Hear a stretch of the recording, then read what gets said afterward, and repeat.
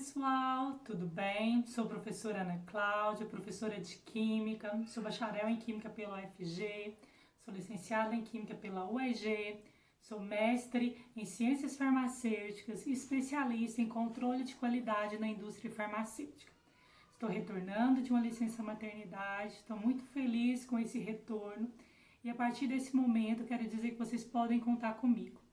Quero que vocês aprendam Química, que vejam que Química é tão fácil como tomar sorvete. Vou pegar leve, vamos com leveza nesse início. Quem quiser se aprofundar mais, vocês têm aí o livro e eu coloco à minha disposição para qualquer dúvida. Bora lá? Vamos começar essa revisão? Vamos com leveza, mas eu conto com vocês. Conto com empenho, a participação e tudo vai dar certo, ok? Então, pessoal, vamos lá. Nessa revisão, a gente vai ver sobre pH, indicadores ácido e base, propriedades coligativas. Primeiro, o pH, o que significa? Significa o P de potencial e hidrogênio iônico. Então, é uma escala logarítmica que mede o grau de acidez, neutralidade ou alcalinidade de uma determinada solução.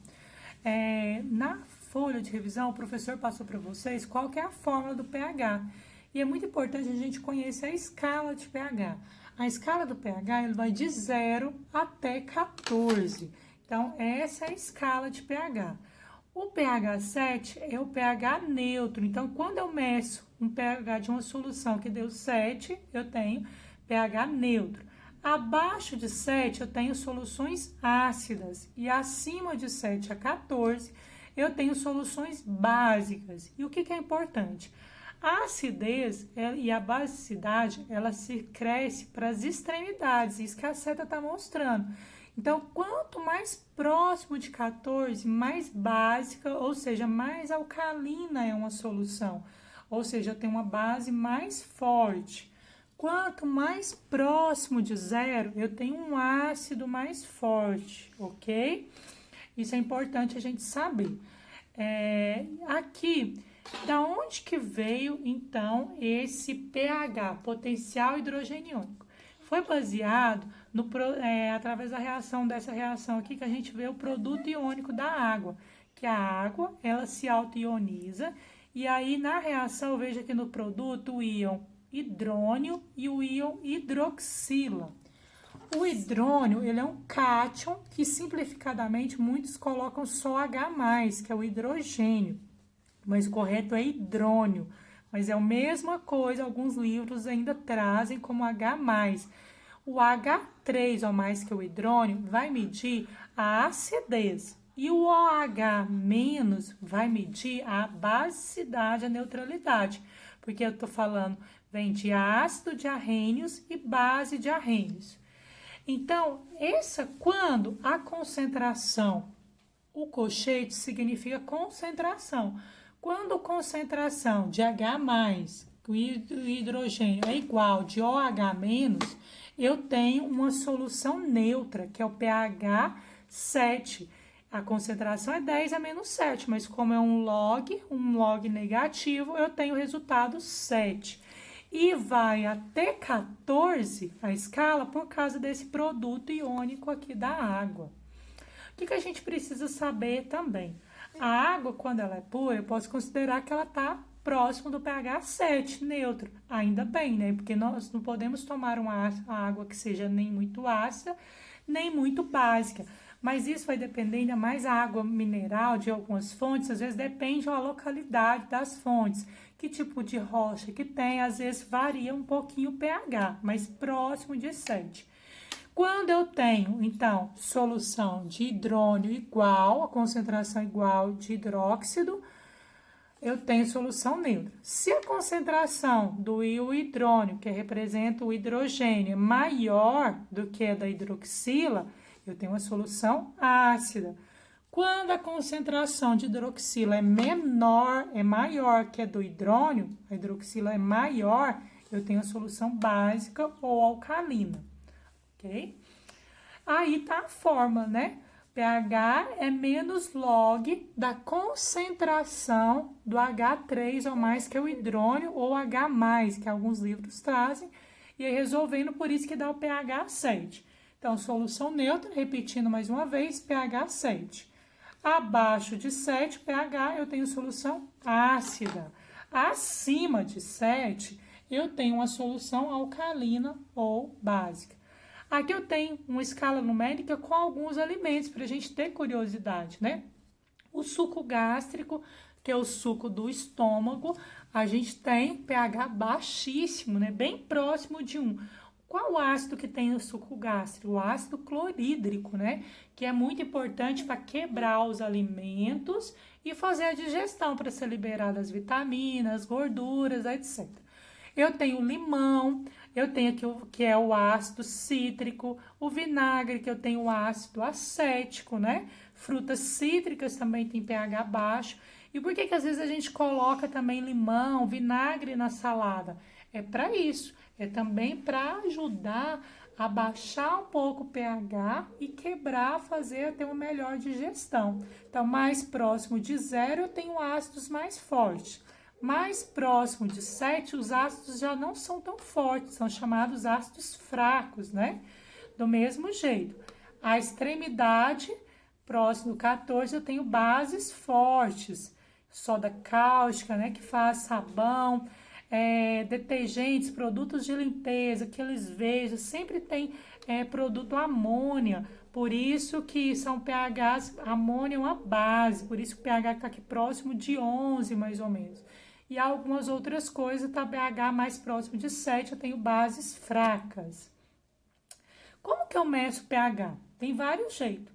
Em laboratório, ensaios, análises, né, laboratórios clínicos, de indústrias ou de análise de sangue, outras coisas assim, eu uso um equipamento chamado pHmetro, ou potenciométrico, ou pHmetro, né? Mas é conhecido como pH, porque esse equipamento aqui, eu calibro ele com 3 soluções, uma solução neutra, uma ácida, uma base, para me ver se está medindo corretamente. Eu coloco a solução nesse becker e eu tenho aí um eletrodo que vai fazer a medida da concentração de H+, e vai aparecer aqui no digital o valor do pH.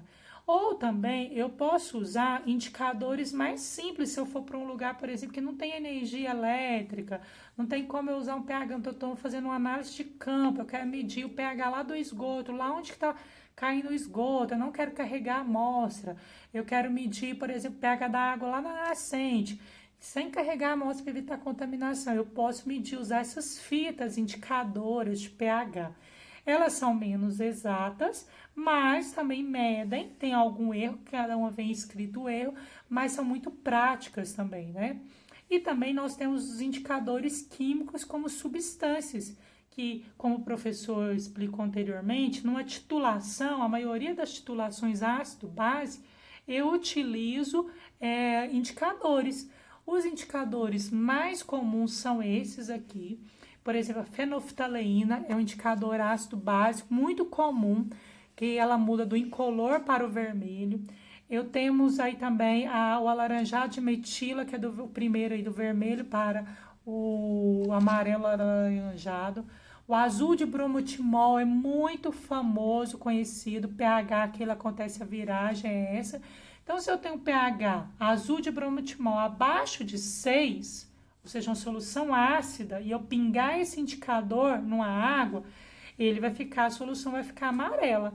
Se agora eu pingar essa solução, a água que ela tá, por exemplo, em resíduo ali de soda cáustica, ela vai ficar azul, porque eu estou num pH básico acima de 7,6, por exemplo, um pH de 14, de 11, vai ficar azul com esse indicador. Então, o indicador depende do pH e de qual indicador você está usando, mas é muito prático também. Aqui está o exemplo das caixinhas que a gente compra. A gente compra a caixinha, a pessoa mergulha ela na solução, pega o pedaço que mergulhou e ela vai mudar de cor. E aí ela vai na caixinha, na lateral, tem uma escala, por exemplo, de 0 a 14. A primeiro tracinho ficou mais azul, então não é uma solução ácida. Vai lá já para próximo de 14, ok, pessoal? E agora, passando para propriedades coligativas. Propriedades coligativas explicadas foram a tonoscopia, ebuloscopia, a crioscopia e a osmometria, né? Aí tem um desenho explicando da osmose, que eu tenho uma solução mais concentrada, que eu tenho o soluto daqui, e de lá o solvente, né? E aí o que vai acontecer? O solvente vai permear pela solução, pela membrana permeável para o soluto, que é a solução onde está a solução mais concentrada, com as bolinhas vermelhas, né? Até atingir um equilíbrio, ok? Vamos lá. E aí, gente, preparado? Vamos treinar? Todo mundo animado? Vamos lá ver 3 exercícios rapidinho, para a gente finalizar. Considere certa quantidade de água e suco de limão misturados, contida em um copo. Muito fácil, né, gente? Tem 3 afirmativas. Essa questão tá mais fácil que tomar sorvete. A gente viu naquele desenho do slide anterior ali, que mostra o limão, a gente já sabe, ele é uma substância ácida. Então, alternativa 1, a substância vai estar ácida? O sistema vai estar ácido? Sim. Se é ácido, então verdadeira. pH é maior do que 7? Não, o pH é menor do que 7, porque é um ácido o limão, né? Tem um ácido cítrico. Então, essa tá falsa. Terceira, no sistema, a concentração dos íons H+, que é do hidrogênio, é maior que as do OH-? Sim. Se é ácido, sempre o H+, ou o H3O+, que é o hidrônio, vai estar maior. Se é básico, a hidroxila vai ser maior, ok? Ah, gente, também a resposta já estava aí, né? Muito fácil, tá mais fácil que comer algodão doce. Próximo. Agora, um de buliscopia. A crioscopia é uma técnica utilizada para determinar a massa molar de um soluto através da diminuição de temperatura, da temperatura de solidificação de um líquido, provocada pela adição de um soluto não volátil. Então, eu tenho um solvente, que é um líquido, eu vou adicionar um soluto. Quando eu adiciono esse soluto, por exemplo, se for a água solvente, e eu adiciono o soluto, é o que está falando aqui, ó. Por exemplo, a temperatura de solidificação da água é 0 graus Celsius, a pressão de 1 atm. Mas, ao se resfriar uma solução aquosa com 10% de cloreto de sódio, que é o soluto, a solidificação abaixou, né? Ou seja, de 0 abaixou para -2. Então, a adição do soluto não volátil ao líquido vai provocar o quê? Letra E. Diminuição da pressão de vapor desse líquido. Então, crioscopia mede o abaixamento da temperatura de fusão, ou seja, de fusão não, de solidificação, de congelamento. E aqui o gráfico, deixei para mostrar, mostra muito bem isso. De preto, eu tenho solvente puro. Aqui tá sólido, aqui começa o líquido. Okay? Aqui é essa pressão de vapor aqui. Quando eu coloco uma solução, o C1 é uma solução menos concentrada. Acontece o que com essa pressão? A pressão abaixa. A pressão abaixa e a temperatura, gente. Antes a temperatura era aqui, tá voltando, então a temperatura também abaixa, né? E se eu colocar uma solução mais concentrada ainda, o que vai acontecer com a pressão? A pressão daqui, ela vai abaixar para cá, tá menor ainda. E o que vai acontecer com a temperatura? Também tá voltando? Vai abaixar mais ainda, ok? Então, a crioscopia estuda isso. Para que isso é importante? Já viu que quando a gente quer, por exemplo, quero esfriar bebidas, né? Refrigerantes. Eu coloco numa caixa de isopor, coloco gelo.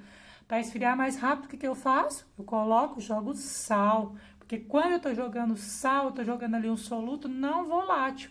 E o que vai fazer? Aquela temperatura que ali estava 0, eu vou conservar o gelo por mais tempo, porque vai abaixar abaixo de 0. Vai ficar negativa. E quanto mais sal eu jogar, mais eu vou estar abaixando esse valor. Muito bom. A última aqui, gente. A adição de uma certa quantidade de soluto molecular não volátil à água irá provocar o quê? A resposta já tá aí. Eu fui muito boazinha, né? Já coloquei as respostas aí. Vai provocar a diminuição da pressão de vapor, né? O que é isso? O que estuda isso, essa pressão de vapor? Diminuição da pressão de vapor. É o que está acontecendo aqui, né? quando eu tô adicionando. Por que que eu tenho a pressão? Aqui eu tenho só o solvente, tá vendo? Aqui eu tenho água no estado líquido, aqui eu tenho vapor, as moléculas de água que evaporaram, que está na parte de vapor. Aqui eu estou medindo a pressão, que vai ser o deslocamento desse líquido aqui, né? Está deslocando daqui até aqui. Então, eu tenho essa altura que está relacionada à pressão de vapor.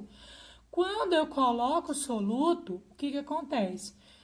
Uma quantidade menor de moléculas vão passar para o estado de vapor, elas vão ter dificuldade aqui, ó. O soluto vai dificultar que essas moléculas passem para o estado de vapor, elas vão ficar aqui na parte do solvente líquido. E isso vai deslocar menos esse líquido aqui dentro desse recipiente. Então, essa altura aqui, ó, desse líquido deslocado vai ser menor. Por isso que eu tenho uma menor pressão de vapor. Gente, foi muito bom. Obrigada pela atenção. Fiquem com Deus, fiquem em casa. Eu sei que o vídeo foi um pouquinho longo, mas é porque era revisão, ok? Estudem para a prova, vai ser fácil, vou pegar leve, ok? Tá tranquila a prova e eu conto com vocês. Qualquer dúvida, eu estou à disposição. Beijo, fiquem com Deus.